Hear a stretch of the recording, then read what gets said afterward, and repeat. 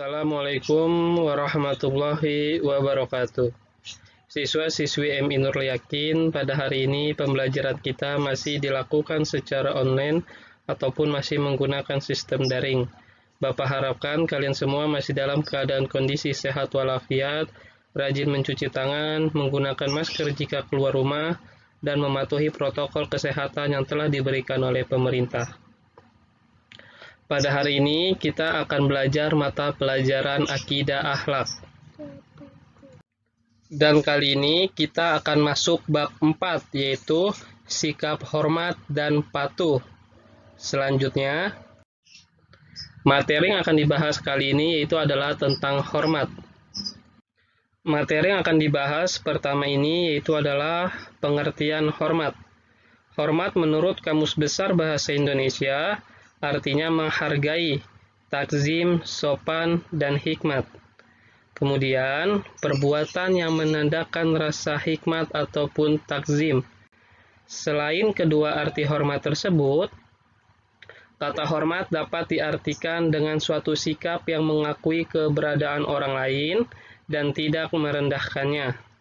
Karena Islam melarang seseorang meremehkan orang lainnya hanya karena usianya yang lebih muda, lebih miskin, lebih rendah jabatannya, dan karena latar belakang sosial keluarganya.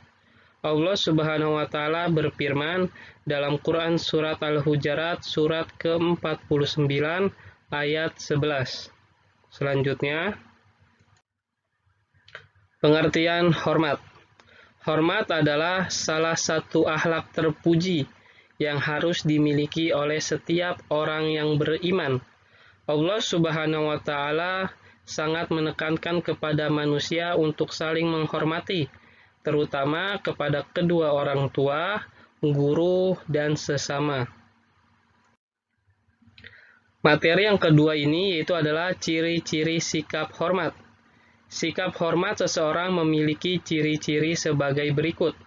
Yang pertama, tidak meremehkan orang lain karena status sosial, harta, usia, dan sebagainya.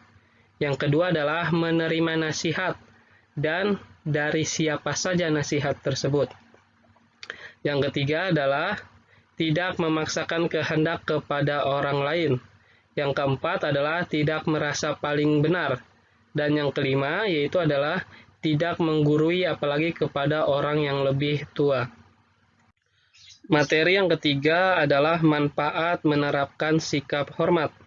Sikap hormat perlu diterapkan dalam kehidupan sehari-hari. Yang muda menghormati yang lebih tua dan yang tua menyayangi yang lebih muda.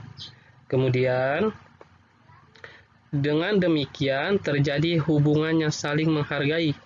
Berikut adalah manfaat menerapkan sikap hormat.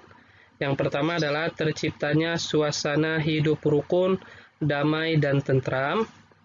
Yang kedua adalah akan dihormati oleh orang lain.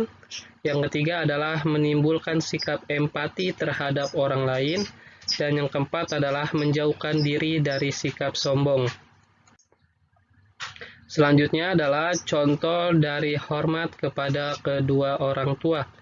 Yaitu yang pertama, berbicara dengan kata-kata yang lembut dan sopan. Yang kedua, tidak mengucapkan perkataan saat diperintah atau diajak berbicara. Yang ketiga adalah meminta izin ketika akan keluar dari rumah. Yang keempat adalah mencium tangan kedua orang tua ketika berpergian ataupun kembali berpergian. Dan yang kelima adalah mendoakan kedua orang tua baik ketika mereka masih hidup ataupun ketika sudah meninggal. Selanjutnya adalah hormat kepada guru. Contoh hormat atau sikap kepada guru yaitu yang pertama mengucapkan salam apabila berjumpa dengan guru. Yang kedua adalah memperhatikan penjelasan guru dengan sungguh-sungguh.